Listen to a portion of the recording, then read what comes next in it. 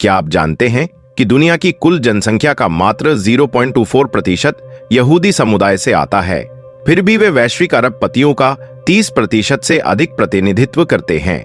ये क्या सिर्फ संयोग है या इसमें कोई गहरी रणनीति छिपी है जिसे अधिकतर लोग समझ नहीं पाते? अब सोचिए, यदि मैं आपको बताऊं कि तेजी से अमीर बनना न तो सिर्फ भाग्य का खेल है और न ही केवल प्रतिभा का परिणाम, बल्कि यह उन पुरानी लेकिन प्रभावी रणनीतियों पर आधारित है जिन्हें कोई भी व्यक्ति अपना सकता है। यदि आप उन रहस्यों को जानना चाहते हैं जिन्होंने साधारण लोगों को करोड़पति बना दिया, तो इस वीडियो को अंत तक देखें, क्योंकि इसमें दी गई हर सीख आपके आर्थिक जीवन को हमेशा के लिए बदल सकती है। अब एक सवाल, क्या आप उन सभी मान्यताओं को तोड़ने के लिए तैयार हैं जो आपको अब तक पैसे के बारे में सिखाई गई हैं?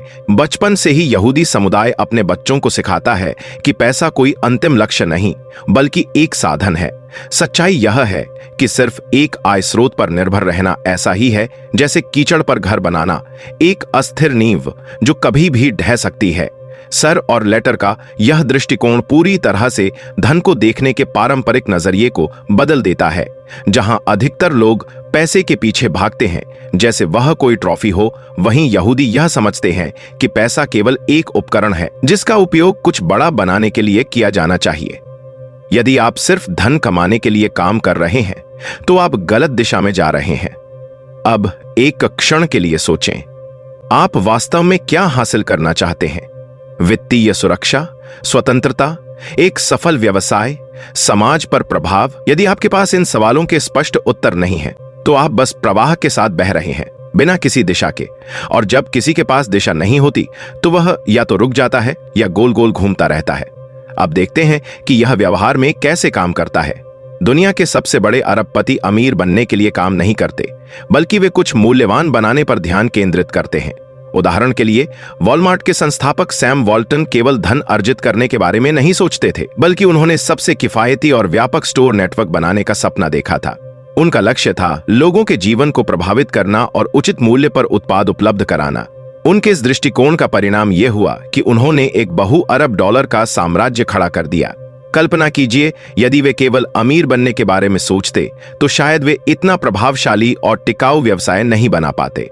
एक और महत्वपूर्ण विचार जिसे यहूदी समुदाय प्रारंभ से ही समझता है वह है बुद्धिमान मितव्ययिता। यहाँ सबसे महत्वपूर्ण शिक्षा यह है कि यह मायने नहीं रखता कि आप कितना कमाते हैं, बल्कि यह महत्वपूर्ण है कि आप अपने धन का उपयोग कैसे करते हैं। यदि आप तेजी से अमीर बनना चाहते हैं तो आपको अपनी मानसिकता बदलनी होगी। यह एक मिथक है कि अमीर लोग पैसे को फिजूल खर्ची में उड़ा देते हैं। सच्चाई इसके बिल्कुल विपरीत है। क्या आप जानते हैं कि दुनिया के सबसे अमीर व्यक्तियों में से एक, वॉरेन बफेट, अभी भी उसी घर में रहते हैं जिसे उन्होंने 1978 में खरीदा था। वे कहीं भी आलीशान जीवन जी सकते थे, लेकिन वे समझते हैं कि पैसे का सही उपयोग कैसे किया जाता है। मितव्ययी होने का मतलब यह नहीं कि आप कंजूस हैं या खुद को अच्छी चीजों से वंचित रखते हैं। सोचिए, कितनी बार आपने केवल लालच या क्षणिक खुशी के लिए कोई चीज खरीदी और फिर बाद में पछताया? अब कल्पना करें, यदि वही पैसा किसी संपत्ति में निवेश किया जाता जो भविष्य में आपको लाभ देती, तो परिणाम क्या होता? यही वह अंतर है जो अमीर बनने वालों और हमेशा आर्थिक तंगी में रहने वालों के बीच होता है। सच्चाई यह है कि यहूदी समुदाय पैसे को अत्यधिक समझदारी और रणनीतिक रूप से संभालना सीखता है, भावनाओं में बहकर नहीं। और यही हमें एक अहम सवाल तक लाता है, आप पैसे को कैसे देखते हैं? क्या वह आपका मित्र है या आपका दुश्मन? क्योंकि यदि आप पैसे को नकारात्मक रूप में देखते हैं तो आप अवचेतन रूप से उसे अपनी जिंदगी से दूर करते रहेंगे। इसलिए पैसे को समस्या की तरह देखना बंद करें और इसे एक उपकरण के रूप में देखना शुरू करें।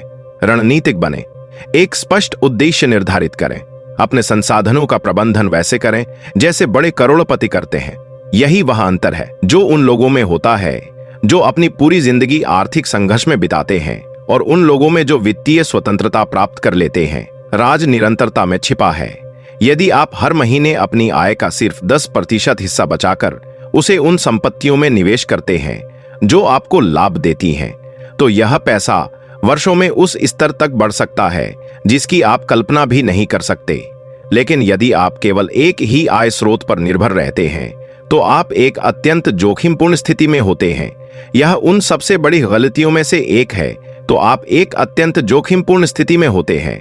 यह उन सबसे बड़ी गलतियों में से एक है जिन्हें अधिकतर लोग अनजाने में कर बैठते हैं। आपके पास भले ही एक शानदार वेतन हो, लेकिन सोचिए क्या होगा यदि आपकी कंपनी अचानक लागत में कटौती करने का फैसला कर ले, या यदि कोई अप्रत्याशित घटना आपकी वित्तीय स्थिति को पूरी तरह से बदल दे। यही कारण है कि यहूदी समुदाय बचपन से ही यह सीखता है कि आय के विभिन्न स्रोत विकसित करना कितना महत्वपूर्ण है। वे हमेशा अपनी आय के साधनों में विविधता लाने की कोशिश करते हैं ताकि वे किसी एक स्रोत पर निर्भर न रहें।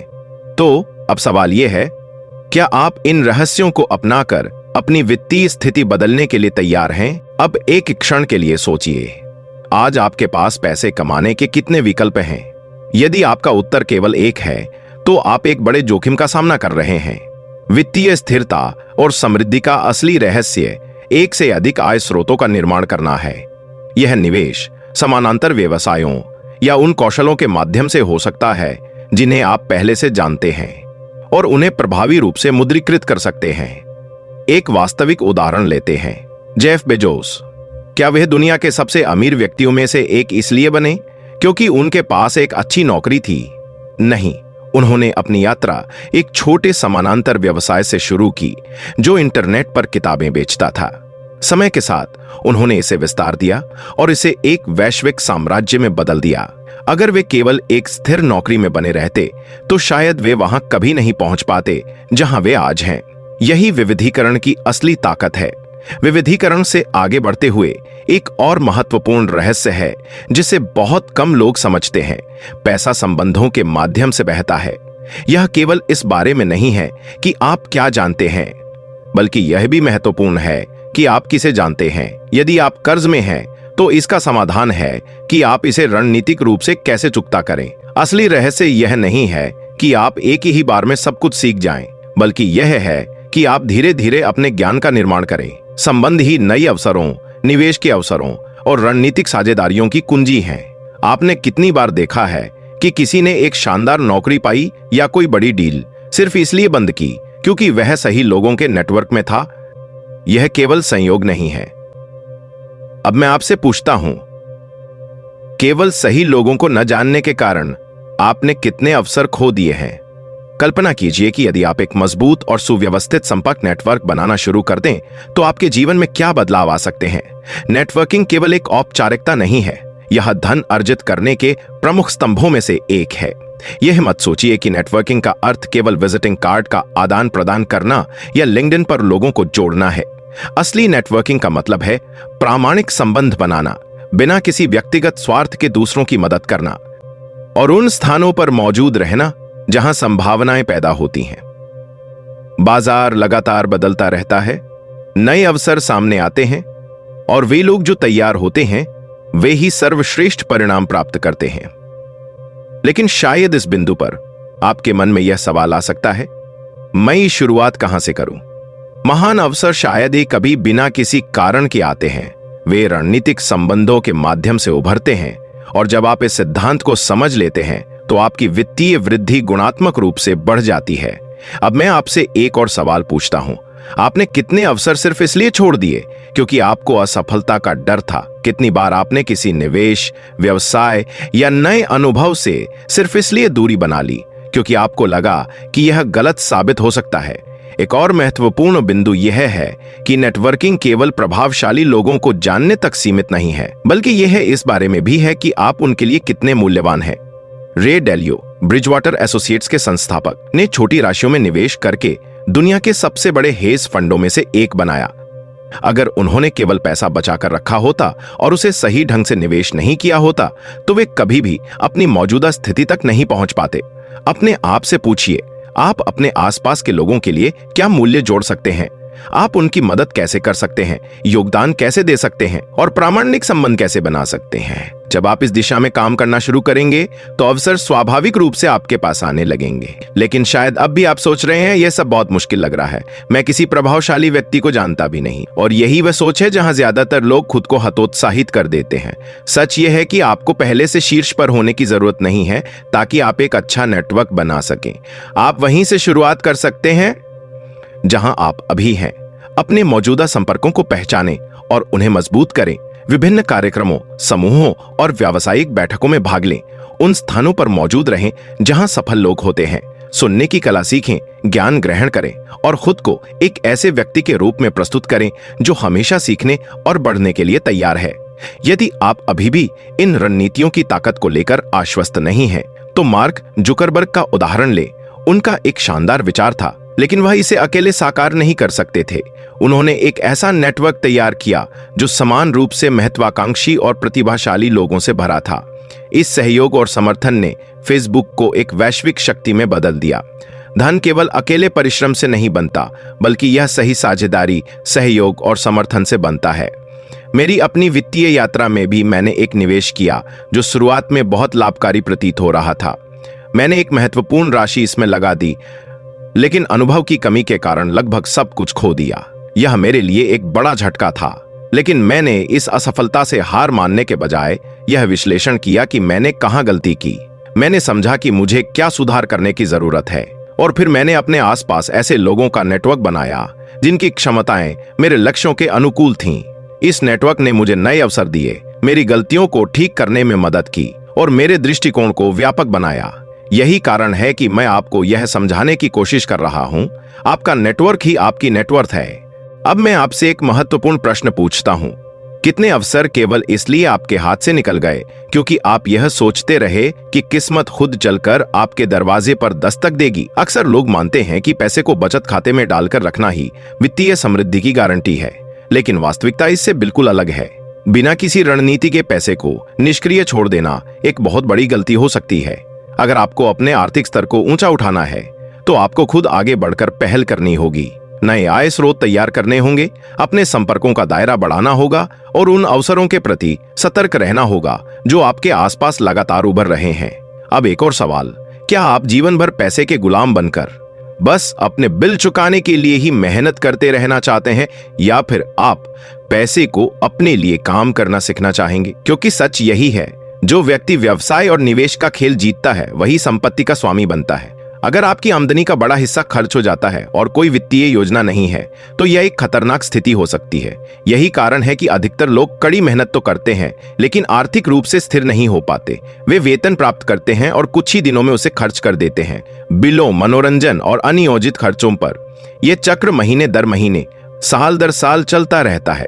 लेकिन यहूदियों की एक अनमोल वित्तीय सीख इस स्थिति से बाहर निकलने में मदद कर सकती है। पैसे को आपके लिए काम करना चाहिए, न कि इसके विपरीत। अक्सर लोग यह सोचते हैं कि अधिक पैसे कमाने के लिए उन्हें अधिक घंटे काम करना होगा, अधिक शारीरिक परिश्रम करना होगा या अधिक जिम्मेदारियां लेनी होंगी। लेकिन यह सोचने का एक सीमित दृष्टिकोण है।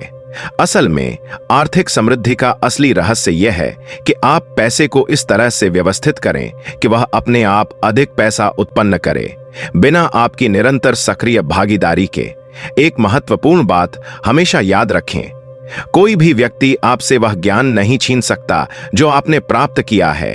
जितना अधिक आप वित्तीय मामलों को समझेंगे, उतना ही आपके पास अपने भविष्य को नियंत्रित करने की शक्ति होगी। यहूदी समुदाय में एक सिद्धांत बहुत प्रसिद्ध है, आय का एक निश्चित भाग निवेश और दान के लिए अलग रखा जाना चाहिए। धन को रणनीतिक रूप से बढ़ाने का सबसे अच्छा तरीका यह है कि इसे उन जगहों पर निवेश किया जाए जो समय के साथ अच्छा रिटर्न प्रदान कर सकें। यह निवेश stocks, real estate, mutual funds, निजी व्यवसायों या किसी अन्य परिसंपत्ति में किया जा सकता है। इसका सबसे बड़ा लाभ यह है कि यह आपकी मानसिकता को बदल देता है। आप पैसे को सिर्फ खर्च करने के बजाय एक संसाधन के रूप में देखने लगते हैं। अगर आप निवेश के प्रभाव पर संदेह कर रहे हैं, तो उन व्यक्तियों के उदाहरण को देखें जिन्होंने शून्य से शुरुआत की और केवल इस सिद्धांत को समझकर संपत्ति बनाई। अब सवाल उठता है, आप इसे अपने जीवन में कैसे लागू कर सकते हैं? उत्तर सरल है, छोटे स्तर से शुरुआत करें, लेकिन अभी शुरुआत करें। अधिकतर लोग मानते हैं कि निवेश शुरू करने के लिए बहुत पैसा होना चाहिए, लेकिन यह एक गलत धारणा है। असल मुद्दा यह नहीं है कि आपके पास कितनी बड़ी रकम है, बल्कि यह है कि आप अपने वित्तीय निर्णयों में कितने अनुशासित और रणनीतिक हैं।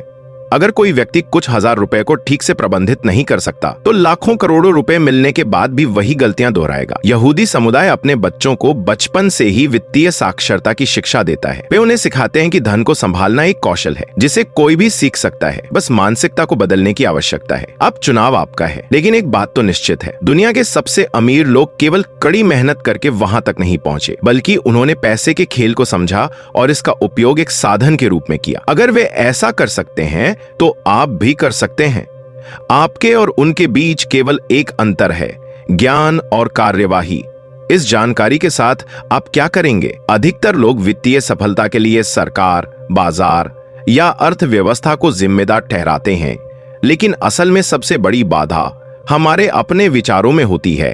असफलता का डर, अनिश्चितता से जुड़ी असुरक्षा और जोखिमों से बचने की प्रवृत्ति, यही वे कारक हैं जो लोगों को अमीर बनने से रोकते हैं, जबकि कई लोग एक सुरक्षित नौकरी और स्थिर आय की तलाश में होते हैं। असली मिलियनेयर और बिलियनेयर जोखिम उठाने का साहस रखते हैं। वे जानते हैं कि असफलता एक शिक्षाप्रद अनुभव है, न कि कोई स्थायी विफलता।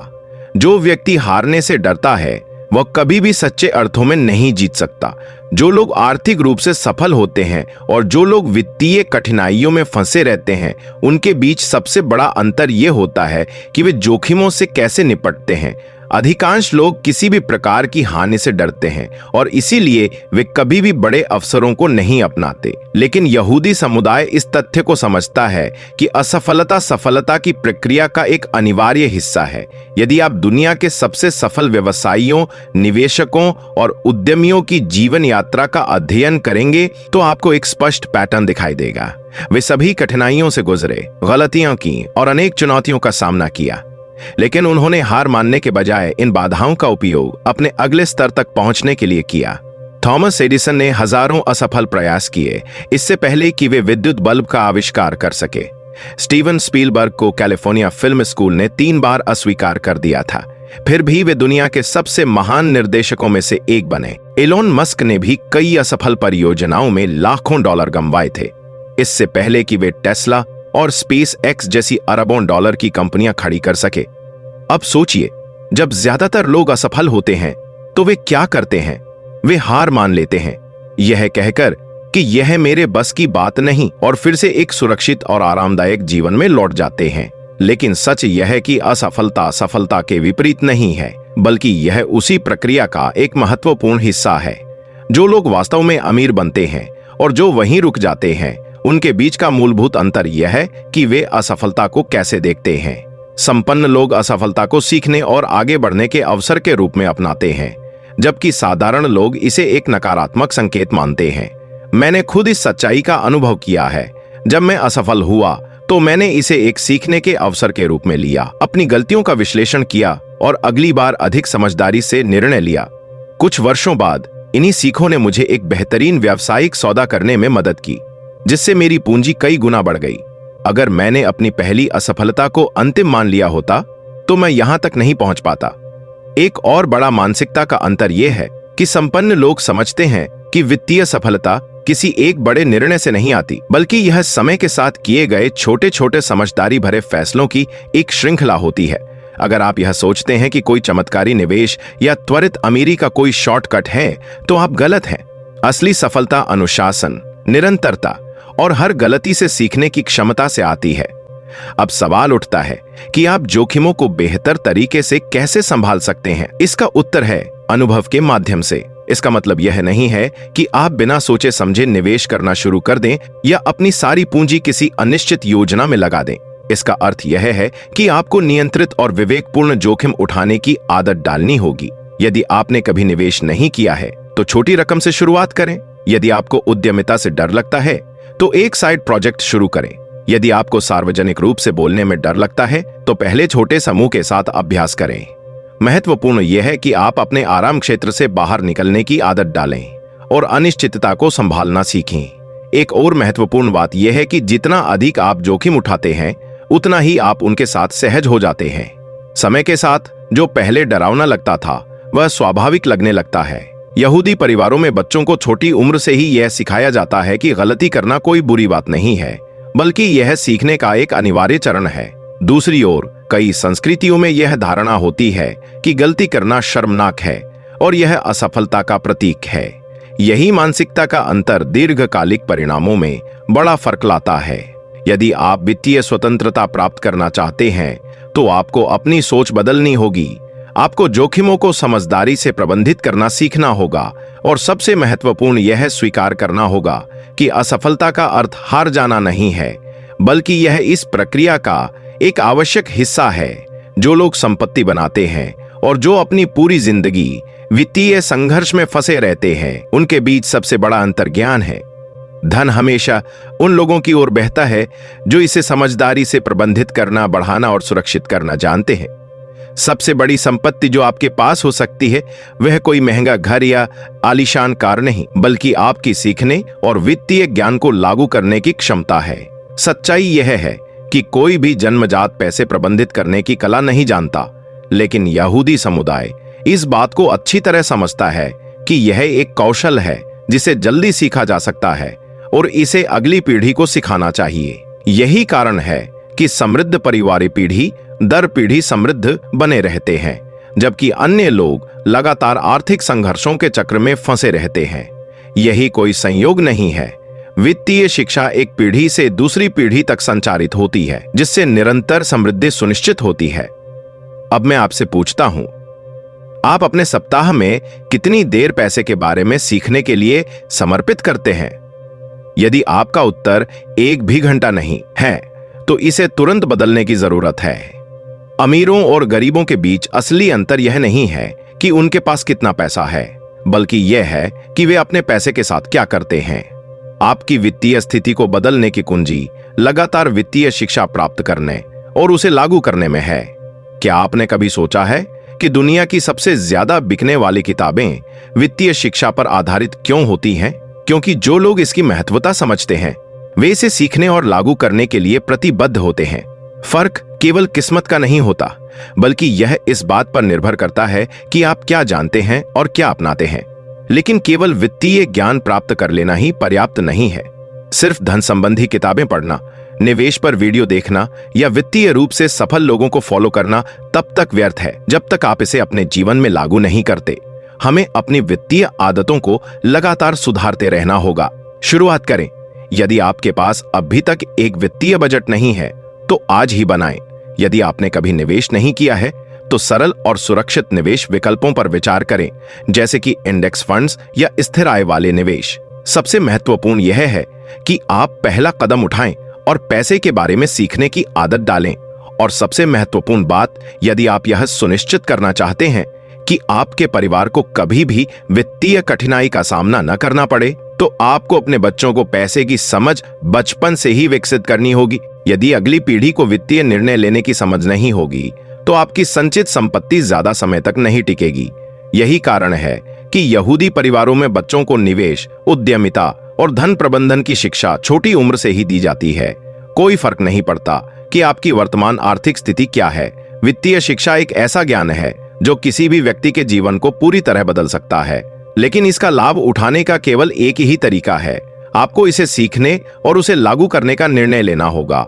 अब आप क्या करने जा रहे हैं? क्या आप इस ज्ञान को नजरअंदाज करके पहले की तरह जीवन जीते रहेंगे, या फिर आप अपनी वित्तीय भविष्य का नियंत्रण अपने हाथों में लेंगे? निर्णय आपका है, लेकिन कार्यवाही का समय अभी है। यदि आप इस मुकाम तक पहुंचे हैं तो इसका मतलब है कि आप अपने विकास के प्रति प्रतिबद्ध हैं, लेकिन यह सफर अभी खत्म नहीं हुआ है। स्क्रीन पर दिख रहे अगले वीडियो पर क्लिक करें और अपनी वित्तीय स्वतंत्रता की यात्रा को जारी रखें। मैं वहां आपका इंतजार कर रहा हूं।